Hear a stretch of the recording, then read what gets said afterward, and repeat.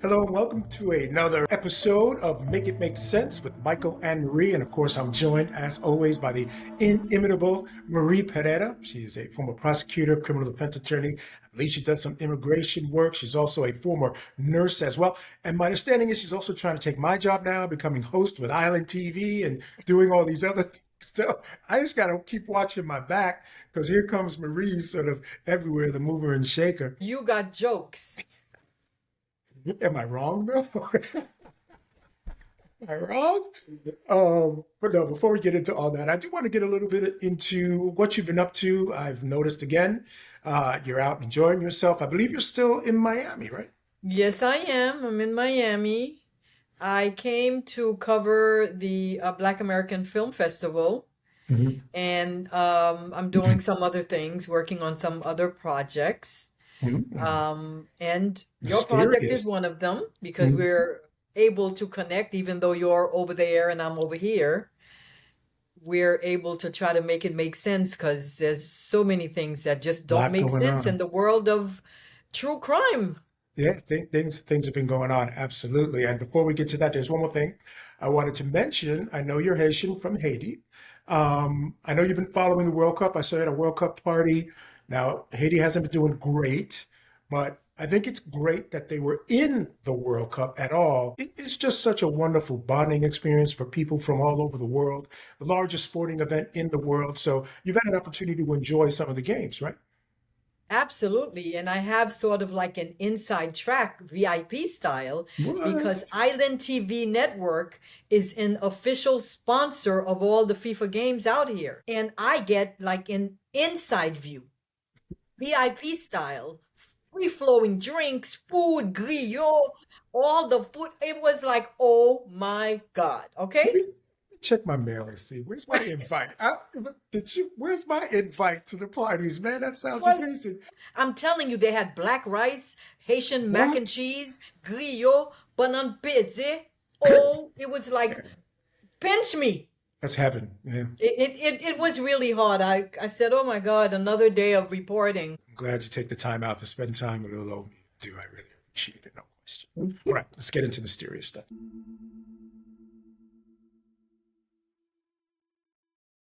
I want to begin with Carmelo Anthony. It's been a big couple of days. End of last week was big. Again, Carmelo Anthony, for those who don't know, he was convicted of the murder of Austin Metcalf. That was at a track meet in Frisco, Texas, back in April of 2025. He got sentenced to 35 years in prison. He was claiming self-defense. The jury did not buy that. He also claimed sudden passion, trying to reduce his sentence. They didn't buy that either. So he got 35 years. A lot of people upset about that sentence, but we'll get into that. What I want to start with, though, Marie, is Friday night of last week, Collin County dumped out all of the evidence in the case. That's about 10 days after the trial, which is fairly, I mean, it's a little longer than you normally get, but it takes time. And then the transcripts will come out eventually. It was a long trial, so it'll take some time for that to be let out to the public and to the media. But in that document dump, it was a Friday evening. Everyone knows who works in the media. That's the graveyard shift. If you don't want people to really be heavily into what you're putting out, you put out a press release, you put out your information Friday night. Were you surprised they decided to put it out on a Friday night? Surprised, but honestly, I didn't know that. I thought Friday night would be nice because it's the end of the week. People are Hmm. home relaxing after a long week of work. So it's actually, if you don't want your work seen, do it on Friday night. Yeah, if you want less I learned coverage, because something. it's the graveyard shift. The normal news cycle of the week changes on the weekend, Wow. and people don't have the same news viewing habits on the weekend. So if it gets reported, you dump it out late Friday, it starts getting reported over the weekend, not as many people see it, and then you got a couple of days for it to die down because on Monday it's not going to be the hot news. So it's crisis communications 101. So I want to begin by talking about, I cut a couple of pieces of video. Played one video and I want to talk to you about it. This is of the actual stabbing. Now, we already know this, Marie. The video's not the greatest. You can't see a lot. I zoomed in a little bit on this piece of video. It's the just the actual, maybe a few seconds before, a few seconds after the actual confrontation and stabbing, just to get a sense of what the situation was and if we can tell how Carmelo might have felt at that moment. Let's take a Let me put on my glasses to make sure I see. right. So that's the tent he was in, Marie. Uh-huh. Right now, you see the pushing and shoving.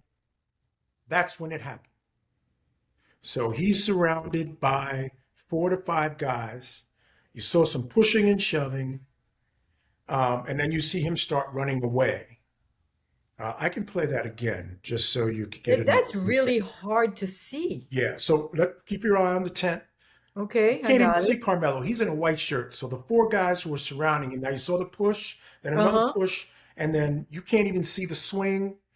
And then Carmelo runs out and he starts going that in a short while he stopped. A coach stops him. He talks to a coach.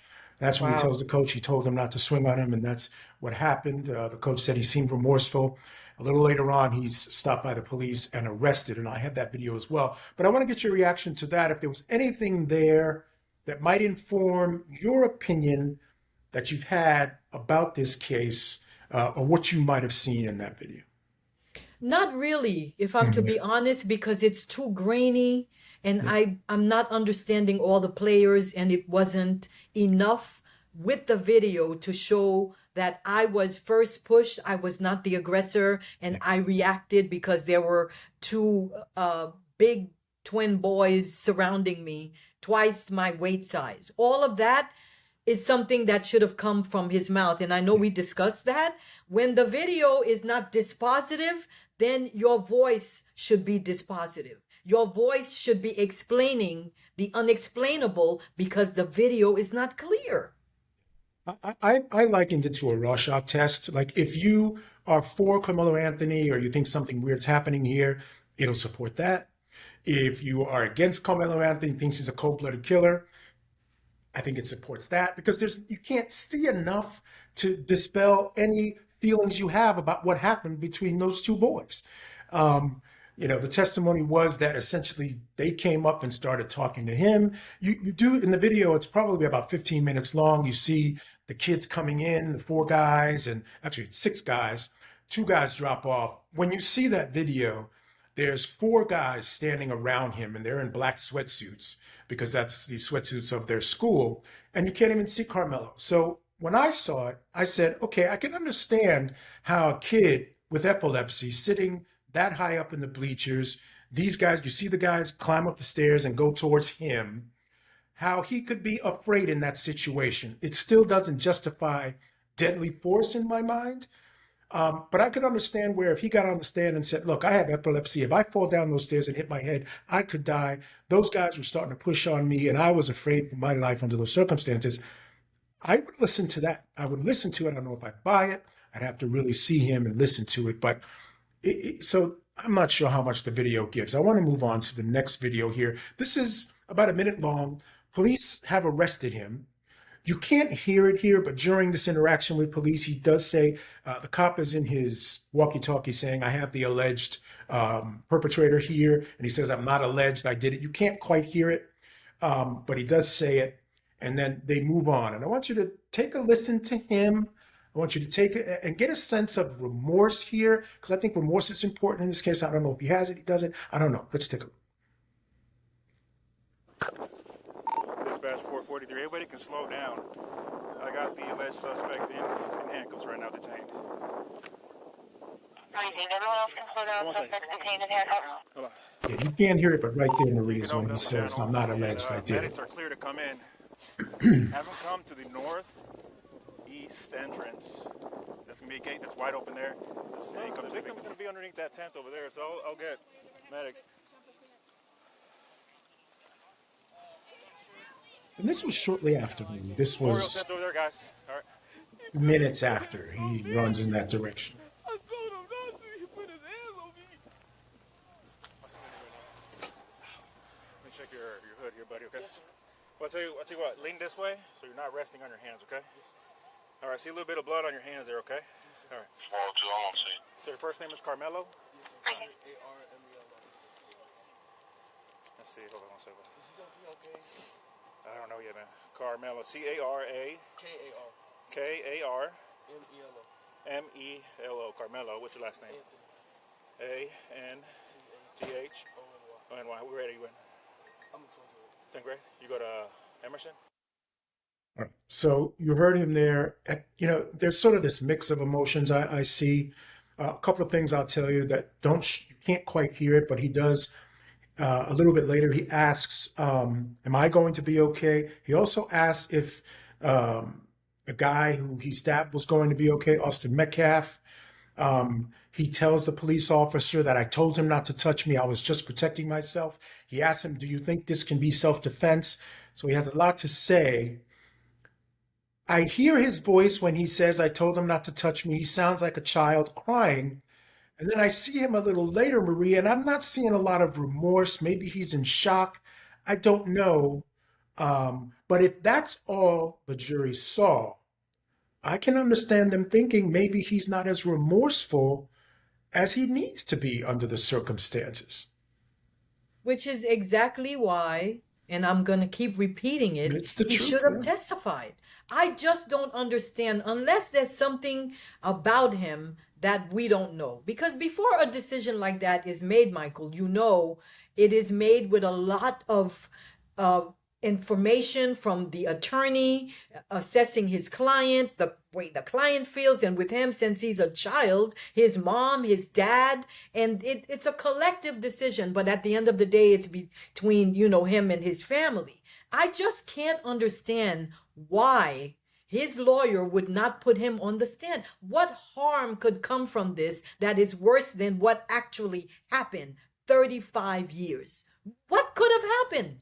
Nothing to lose. NTL just put the young man on the stand. And then also, they didn't call the surviving twin, right? Yeah. He knew why they went up there. Why He was would they right go? there. He was Exactly. standing So right why next to did his they? brother. Marie, let me just say this. If I was standing right next to my twin brother when he was killed by someone, you could not keep me off that stand. I would want to tell my story if it was a story that would help really explain what was going on. So it raises questions for me. Why he wasn't called by the prosecution and why the defense didn't call. So we'll have to figure that out. Exactly. I'd like to know, why did you make it your business to walk all the way over to this particular person to say, get the hell, or however you said, out of the tent? What was on your mind when you went? Was it a friendly, hey, can you get out of the tent? And why would you want him out of the tent? These are things that I call common sense evidence that jurors, as triers of fact, need to know all the details. Well, they did, Maria, to a certain extent. The witnesses who testified for the state said that, again, and we talked about this, there's this tent culture at sporting events. If you're from another team, the general rule, unwritten rule, is that you're not supposed to sit in other people's tents. He was called over to the tent by someone from that particular team who knew him. So that's why he was there. I guess he had gotten into a few back and forth with some of the kids who were there before these guys showed up, because he was sitting there for about 5-6 minutes before those guys showed up. And when they got there, they were immediately like, who is this guy? You need to get out of here. And there was back and forth again. There's some confusion, but I believe Austin Metcalf at some point said that I'll kick your butt or whatever. And then that's when Anthony, and then he said, I'm not going to fight you here. He did say that, according to testimony. Anthony has his hand in his bag and he says, if you touch me, you'll find out. And I think that little thing by him is where prosecutors are claiming he loses the right to self-defense. Because when he made that claim, if you touch me, you'll see what happens. He becomes the provocateur of whatever happens next. And that relieves him of the ability to claim self-defense. I don't go with that. I don't either. Because if I'm telling you not to touch me and you decide to still touch me, which is what Austin Metcalf did, that's testimony. Right after that, he pushes him and you can see the scuffle. He pushed him enough to knock him off where he was sitting. That to me, again, shifts it back to the other side. You now become the aggressor. Absolutely. I'm thinking, how could this have been prevented? You tell me you have boys. Are Yeah, boys more threatened by boys? honestly, the way I see both parties, again, and this is why I feel like there's a struggle for me to get to the point where he's a cold-blooded killer and that he went Mm. there to kill. Mm-hmm. Because this is the kind of interaction you see a lot in 16, 17-year-old boys. Meaning, you puff your chest out a little bit. I got no problem with either side. You come in your mind, this is my tent, this is my team, that's a rival school, this guy's there, I don't want you in my tent. I got no problem with that. It happens, right? That's kids. It's not the smartest move, but that's kids, right? Carmelo Anthony, again, not the smartest move. You decide to say, look, I'm not leaving today, and who are you? I'm nobody, and this, that, and the other thing. I don't necessarily have a problem with that. It's not the right move. If it was my son, I would be advising him consistently, look, just get up and go. Just get up and go. It's not a big deal. No reason to stand on that mountain and fight. For some reason, Carmelo thought that day, at that moment, it was the time to fight and stand up. And I think that's where he made his mistake, because his decision to stand there and not leave is what I think gives this jury the sense that he wants to have some sort of fight, and he wants to use that knife. And I think that's where they get the intent.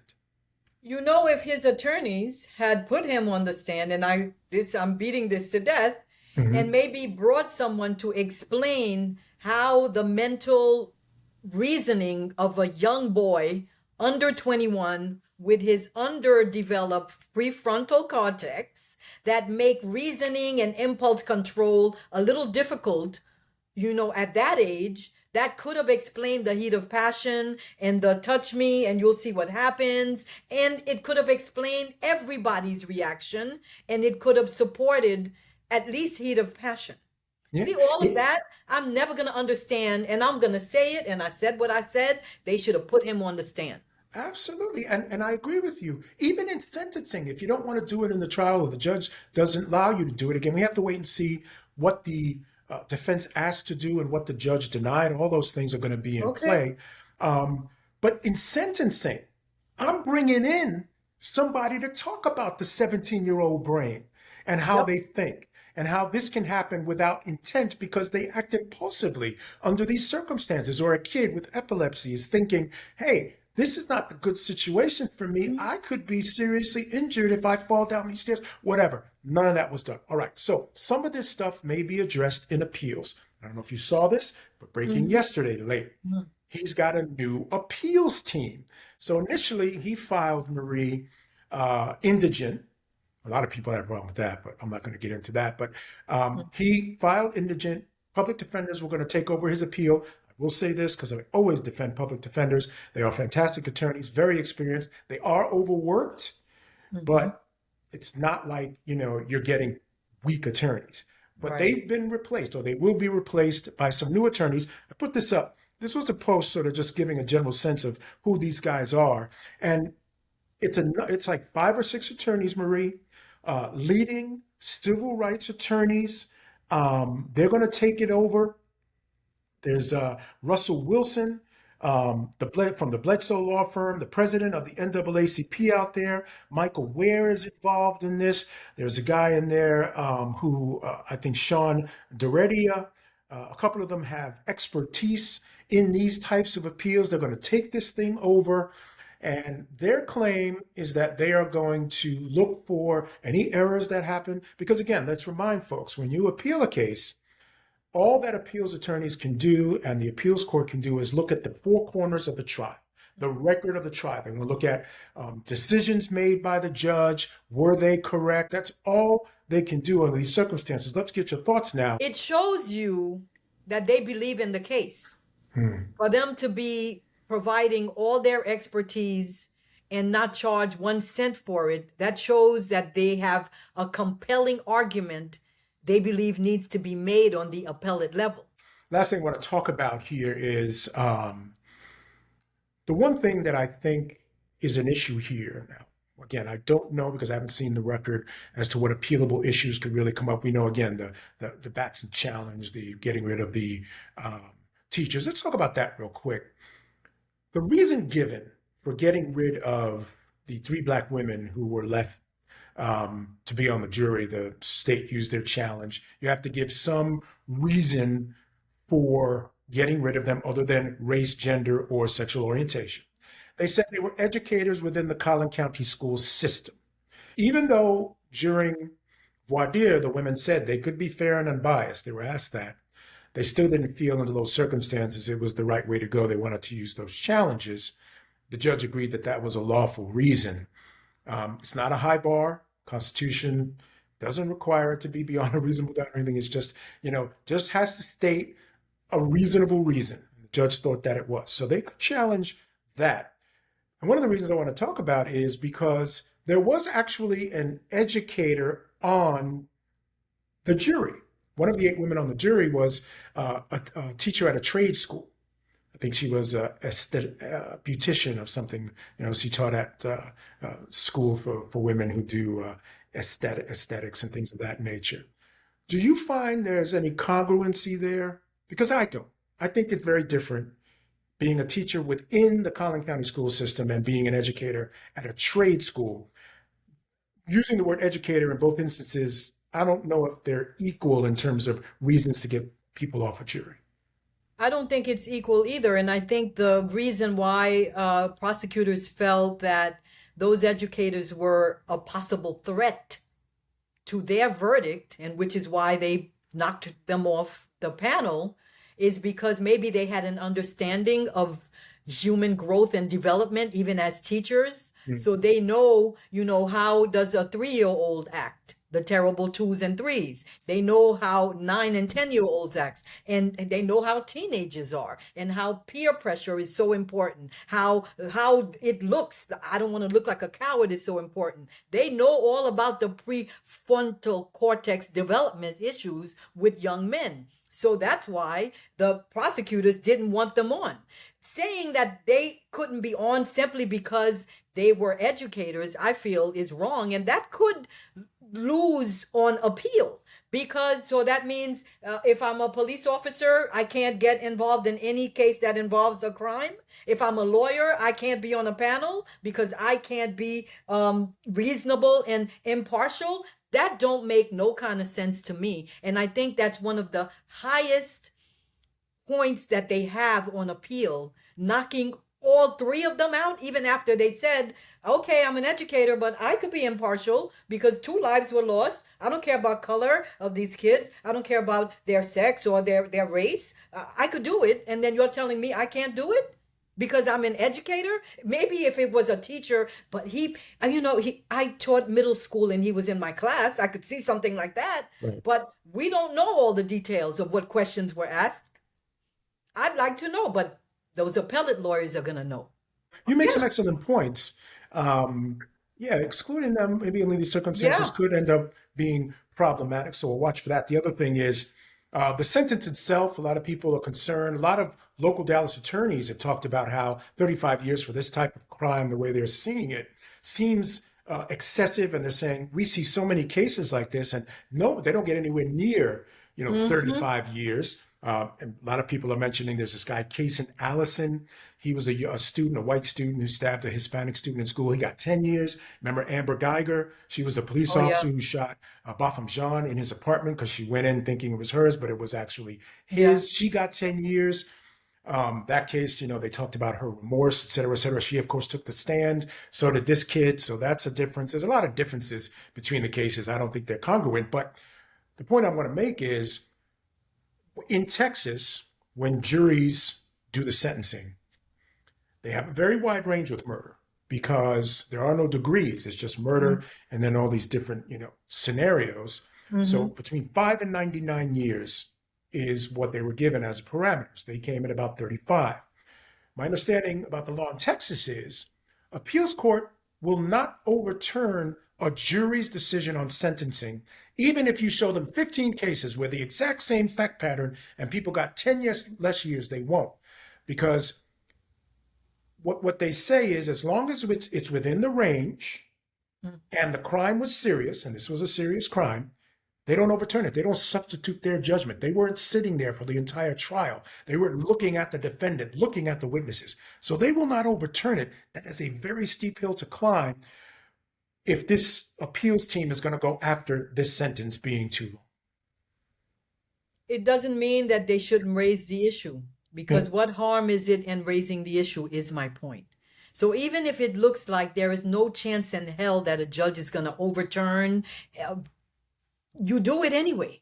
You Yeah. throw everything up against the wall that is reasonable and not completely and totally frivolous. So even though the odds that they'll, say the sentence was way too long and reduce it is almost zero, we're talking about your client's life. So I would say go ahead and do it. Attack the appeal from all areas.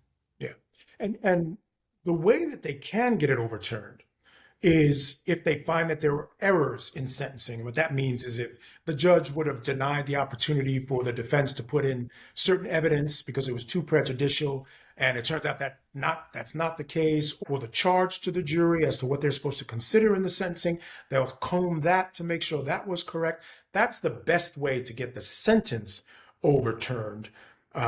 And also, I think taking a look at it from the sense of ineffective assistance of counsel. They're going to find out all the decisions that were made by counsel, how much work they put in terms of finding witnesses, and the decisions that were made to put Carmelo on the stand, not on the stand, and the decision not to really put on, and this is what really bothered me, a strong case in the sentencing phase. I just thought just putting the mother on didn't make any sense to me. This was an area that was ripe for evidence. The kid had 2 jobs, apparently. He was captain of the football and track teams. You talked about the mental health issue, or the prefrontal cortex issue. You could have called a psychiatric expert in. They did none of those things in sentencing. It was shocking. It really was. And I don't like to second guess, an attorney or, throw an attorney over the bus to say that person didn't know what he or she was doing. And that's not the case here, but you can't help but to think, why were these steps not taken? And there weren't steps that were like, oh my God, you're doing too much. You're talking about this young man's life. Basics. Yeah. I'm flabbergasted. Yeah. Again, so many questions in this trial. So again, I'm glad that we've got some folks who are experienced, who obviously coming in doing it pro bono must be passionate about it, want to get to the truth, want to get justice in this case, and we'll see how all that ends up turning out. It's interesting because I want to put this up. They've started a website called istandwithcarmelo.com where, they're starting this movement. And this is the type of thing where I feel like this is what should have happened in the beginning of the trial. I mean, this is the type of thing. Yeah. It's crazy, right? Breaks your heart. Look at him with the little cowboy hat. I know. And his little 3-piece suit. See, it humanizes him because as a mom, imagine if that, that was like your son. Yeah. Like. Yeah, no, it's devastating. And it just reminds you, what we're talking about here. Again, I've said all along, a big part of why I feel the way I feel about this case is because these were boys, 17, 16-year-old boys. Truly unfortunate incident that he had to have a weapon. If he didn't have a weapon, none of this would happen. So that's a problem. But they're still 17-year-old boys. So just a reminder of that. All right. What I want to do now. A picture up. Really? I just want to inform folks who are watching the show that this is what's having going a on. napkin on hand. My I'm mascara sorry. is. Makeup is running and whatnot. I'm sorry. I mean, I'm a big visual photo person, and to see the stages and his growing up, and then he was a sweet little boy too. It seemed that way. Young man, there's nothing in his background, Marie. That says problematic. That says killer. Same for the other young man who passed away too. Yeah. Just terrible. All right. All right. What I want to do now is, as we move towards the end of the show, is I want to talk about what this case got me thinking about was the top 5 polarizing trials in my career. I've had a fairly long career, lots of trials. There have been some that have stuck out in terms of polarization because this trial has really polarized folks. I've been shocked. I didn't think he was going to fall that way, but this has fallen, and the polarization really falls along racial lines. It just does. But there are people on both sides, meaning I've seen black people who feel this, that think this kid is totally in the wrong and it's murder. I've seen white people who believe, this is something less. So there is some crossing over, but for the most part, it falls along racial lines. So the top 5 polarizing trials. I just want to put it up, give you a quick thought that I had at the time I was covering this trial.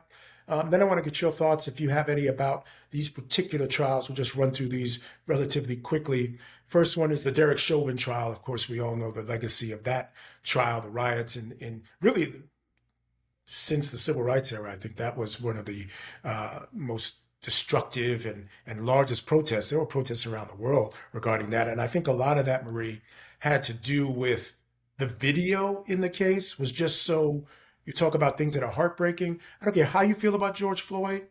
That video was heartbreaking, hearing him call for his mother. And I remember feeling extremely outraged, seeing what was going on. And, you know, there were others who just thought that he was this drug addict who was committing a crime. He had passed a counterfeit bill. That's why they were approaching him. And there was no reason to feel sorry for him. And Chauvin was doing what he was supposed to be doing. And I remember being angry about this one. I want to get your thoughts. I was very angry about it. Mhm. It hurt me. I couldn't watch the video. It made me afraid of what could happen. Even, you know, to me as a law-abiding citizen who's a woman and who's not threatening to a police officer, I said if they could do that to him in public, while they know that they're being videotaped because everybody has a phone, then what is to stop them? It made me think about Sandra Blaine and how she just said, I'm not putting out my cigarette. I'm in my car. How you won't ask me to put out my cigarette? And then what happened with her? It put fear in my heart with any police contact till this day. As soon as I see, broop, broop, my heart sinks and I'm afraid. Yeah, and I think that's peculiar to, I mean, everyone's a little bit sort of tense when the police stop them, but peculiar to people of color in those interactions with police. I know I have to have the talk with my son about those things and how, you know, I try to tell him, you know, just do whatever they say to do it. Don't be obstinate, don't cause problems because you're not going to win that confrontation at that point in the street. And, you know, he's lucky to have a father who's in the legal system. So I can say those things. A lot of these people you see having these confrontations with police, you know, they're just reacting to how they're being treated. And they're not thinking bigger picture, right? They don't have a lawyer in the family. They don't have that. So those interactions can go sideways very quickly. The next one is the Kyle Rittenhouse case. Love to get your thoughts on that. I can remember watching this trial and feeling like Remember it? this guy was getting away with it. I mean, you know, the I age he remember it. was, walking around open carry with an AR-15 around his shoulder in the middle of basically it was a riot going on in Wisconsin, and he had traveled to be there Yep. to protect some property. The actual confrontation where he killed someone, I could see self-defense, but just in general, watching him walk around and walking by police cars with this AR-15 on his back, I was like, if that kid was black, that would not happen. Talk about initial aggressor and troublemaker. And then you had that judge who was coddling him like that was his grandson, for real, screaming at the attorneys, siding with every objection, degrading the attorneys. I'm talking about the defense attorneys, saying, you know, how dare you say this? I'm sorry, not the defense attorneys, the prosecutors against him. They treated him like he was a little tiny baby. And I felt like that judge should have been removed. And it was all, you know, on camera. He was clearly not impartial. He loved that little boy like that was his grandson. And then you see what happened with that. Yeah. And you know, I think it was pretty clear. Everybody watched that trial thought that he certainly was pro prosecution. Pro defense in Pro that defense. particular trial. Looking out for that kid. That's something that sticks out in my brain as well. The next one is the number 3 is George Zimmerman. You remember that's the Trayvon Martin case. This guy's had a hard way to go since that situation. But the thing about that case that stuck out to me is that's when it became clear. Everyone knew that the stand your ground law was this odd law and it probably would end up being abused. And this was the case that really sort of crystallized this idea that stand your ground was really there to protect white folks' fear of black people as opposed to the other way around, because we'd seen a number of cases where stand your ground was used where there were situations or confrontations between black and white people, and a white person would claim they were scared under those circumstances in that confrontation with a black person, um, where I think people's stereotypes about the violent nature of black people, the belligerent nature of black people, um, was sort of taken into account, but not the other way around. Your thoughts? Absolutely. It was the case to me that made a person with a male child around that age who dressed a certain way understand that there's profiling. And at the end of the day, you need to tell your son, don't wear that hoodie. Don't go to that neighborhood. And if a person, especially a white person, stops you and asks some questions, just answer the question. Because if there's an argument and you end up getting hurt, it's always going to be you that seem to be the threat just by the fact of your mere existence with your hoodie and your swagger. Cut out the swagger. Mm-hmm. Act like you're corny just so you can make it home. That's it. Yeah. Yeah. And what I've tried to tell people a lot about that particular case or those types of interactions is, sometimes kids react to adults talking to them just because they're kids, right? I mean, it happens when across racial lines. I've talked to, black kids in the street and said, hey, you don't need to be doing that, or hey, you need to ride your bike over there or whatever. And I get that kind of response, I don't get afraid or whatever. But at the end of the day, again, children being children. All right, number 2, this is the People versus Lawrence Powell et al. This is the Rodney King beating case. I remember I was a young reporter at Court TV when this case went down, and just the machinations that went around this case sort of set the stage for what happened in the OJ case and how people saw the system and police. They moved the case out of LA, where there would have been a number of black jurors on the jury, out to all white Simi Valley. And they got these guys acquitted, where we watched maybe hundreds, if not thousands of times, we watched the cops beat the crap out of Rodney King on tape. And they were acquitted. And of course, we know what happened after that, the Rodney King riots, some of the ugliest stuff we've ever seen in this country. Your thoughts? You would have thought that the prosecutors in the OJ case would have taken the whole jury selection thing and the venue from the Rodney King playbook. But they didn't realize what they were doing when they moved OJ's case from the Brentwood area venue, right, where it happened, to LA, because they wanted more room, because they expected more fanfare, more people coming. In doing that, they moved the jury pool, right, from the Brentwood safe, not so diverse area to LA, where people were still angry about Rodney King, right? And because of that, they messed up their potential, jurors. And I think that had a lot to do with the verdict that came down in the OJ case, because the people in that area who were chosen to be on the jury were so disgusted about what happened with Rodney King, they effectuated their vengeance in terms of checking off not guilty, even when they might have had concerns of guilt. But because of what happened with Rodney King, the injustice that the people in that venue felt, they took it out on the OJ verdict, and it worked in favor of defense. Yeah, I mean, what came clear, I mean, I remember Yep. the evidence in that trial was, some of the nasty things, that were being said over the radio amongst the white officers. And, what a terrible relationship the LAPD had with the community. People in the community knew it, the rest of the world didn't. I was unaware of it, that there was this really strained relationship between the LAPD and the community. And so all of that sort of came together in the number one polarizing trial in my career, the O.J. Simpson trial. We sort of touched on it a little bit, sort of the dynamics that went into that trial on any number of levels. But I think you were exactly right when you talk about how this jury felt and really how the black community felt. What sticks out in my mind about this case is that moment where the verdict was read.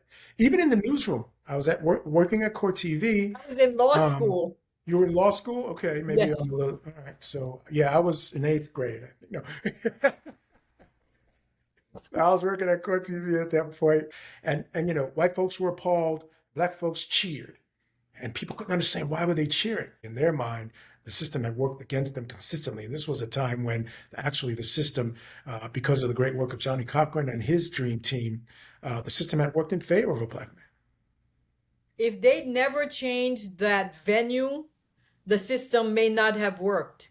Yeah. Because those same people who you were saying in the LA County Court House, the jurors who were so like, oh my God, this guy's so racist. Look at the things he said to this person and that person, and how many people he stopped just because they were, it was a black man and a white woman in a car. Like, he has a history of that. Guess what? That jury pool coming out of Brentwood would not have been so disgusted by that. They would have said, all right.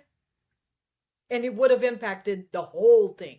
They should have never moved it from the Brentwood venue courthouse to LA. Yeah, you make an excellent point, because I think one of the big issues in the case was the LAPD did not do a great job investigating this case. They messed up on a number of levels. There were issues with all kinds of things, blood evidence. They had this guy who had a racist past as a lead detective on the case. And I think you're exactly right. I think a jury in a major center like Los Angeles, with all the issues with the police, they were more ready to believe those Yes. claims that there's Yes. this racist cop and that they framed OJ and that these mistakes were not mistakes. They were on purpose to frame a black man. So much more ready to believe that than a Brentwood jury would have been. Absolutely. You know, I spend a lot of time in LA, and Brentwood is this fly neighborhood with all the fly restaurants, the shops. It's like a little village. To get to it, you actually have to want to go there. And it's safe. We're talking about $1 million plus homes, as opposed to LA County, where you have the masses who have experience, prejudice, unfair treatment, police brutality, police lying on them. And so they were like, okay, now it's time. It's time for us to voice our frustration by setting someone free who might have been not necessarily innocent. Right. You know, that's still up in the air. That's still up in the air. I mean, either way, we'll comment on that. But yeah, that's the other lingering sort of legacy of that trial, is that did in fact a guilty man get off, at the end of the day, for the murders of two people. So, it's just the way, and the system works. It's got its ups and downs. It's got its good points and bad points. Still believe it's the best in the world. And eventually at some point it gets to the truth, so that's all the best we can hope for. Maria Pereira, thank you so much. Enjoy the rest of your week, and we'll be talking to you again very, very soon. All right. Have a great one.